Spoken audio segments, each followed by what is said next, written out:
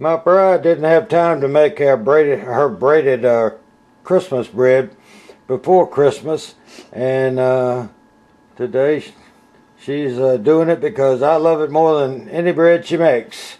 And it's a pretty complicated recipe, and she has pulled it out from the oven for the first punch down.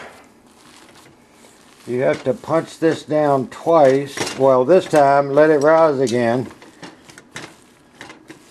and then you need to roll it into the braided bread.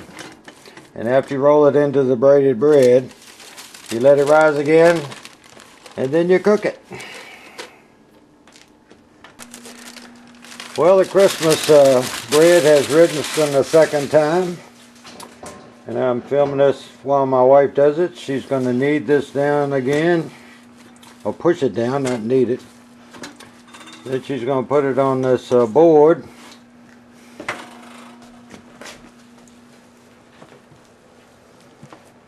And she's going to knead this for a while. And then she's going to cut it in 2 equal halves. And then each half will be cut into 3s. And each 3s will be rolled out real long. And you will lace those together to make the braid. And then she has already sprayed with a non-stick ingredient on their metal pans that we baked biscuits on the other night.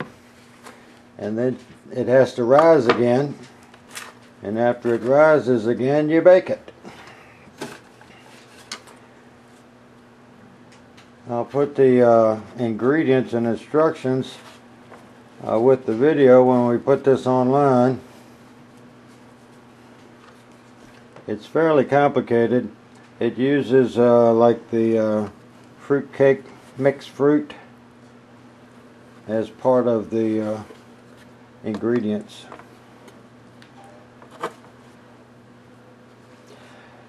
And after you cut these, you sort of try to figure out and make sure they're all about the same amount, and you can take some off to get to where you are.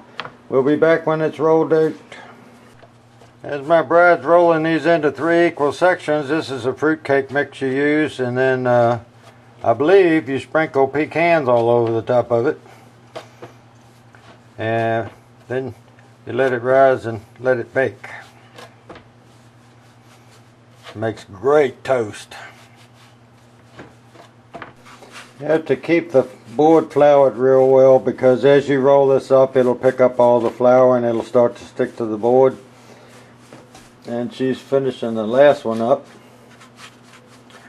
and the neat trick is braiding it.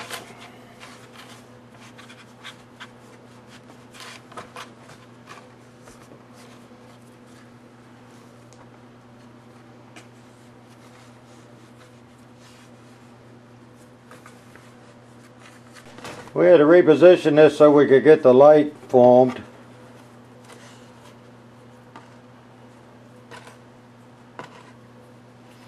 You tuck the ends at the beginning and you just braid it back and forth over each one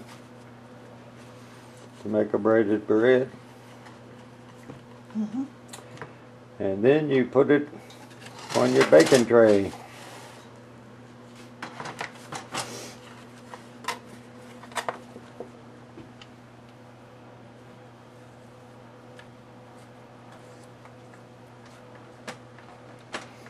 We'll be back when she's finished the next one. You might have noticed that my bride didn't knead this very much because it was initially kneaded before the first rise. So she just kneaded it enough to get it working, to be able to cut it and knead it into a shape that you could cut with some degree of accuracy. On the next one, we'll try to get a little more close-up on how she starts the braiding. And just now she realized this one might be a little shorter than the others, so she just cut a piece off of the one that'll be the third one, added it, pinched it in. See, she's doubling it back over where she put it on the end as she rolls it out. And that's how you make them all equal. The only other way to do it would be to weigh them. You could weigh each piece and cut off what it takes to make them all weigh the same. Back in a bit. Alright, we're getting ready to film this second one being braided. She takes the furthest one on the outside and braids it over top the middle one. The one on the left goes over top of that one. Then the right one goes under. And they both just crisscross. You punch it at the end. You can tell these are pretty big loaves because they've got a rise.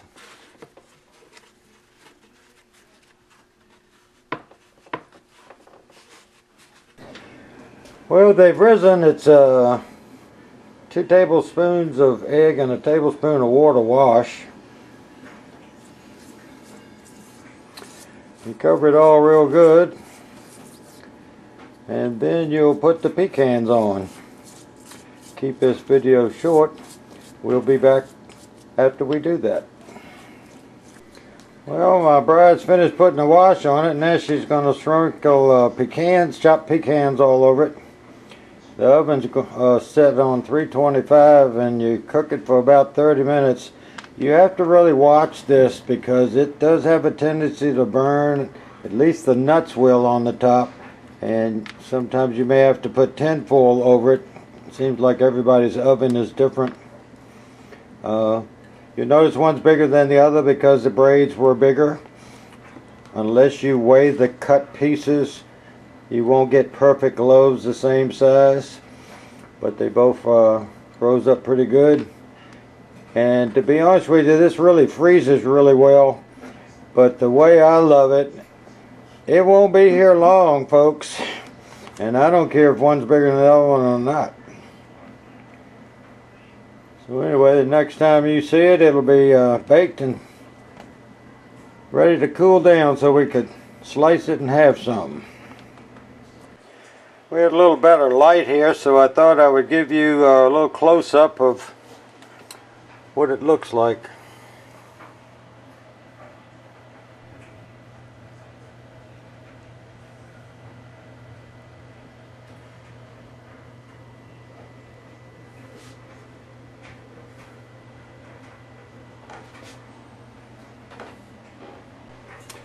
This is another bread my wife made today. It's cranberry orange nut bread. It also tastes really great as toast. I like all bread recipes that make toast because I absolutely love toast. Well, they're out of the oven and it's 30-minute bake time. My bride sets a timer for 15 minutes. She checks it at 15 minutes, puts foil over top of it. She cooks it 10 more minutes. And then, depending on the condition, and tonight it was cut the oven off, take the foil off, shut the door, and let it just sit in there as the oven cooled down for the last 5 minutes. And it's golden brown.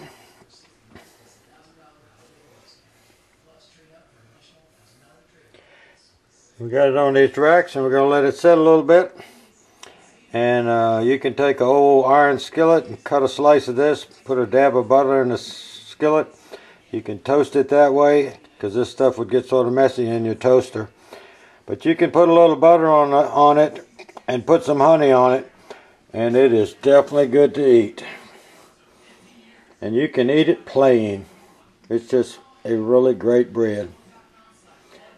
Thanks for watching. We'll be back in a little bit when it's cooled and cut some slices so you see what it looks like inside. Well, the Christmas bread's cooled down enough to cut. I cut 4 slices off the end because I didn't want to film something that I didn't think would pass the taste test. I put honey on it, and boy, they were good. And since it's 9:50 here on the East Coast and I am at supper, that might end up being my supper. But that's what it looks like sliced up.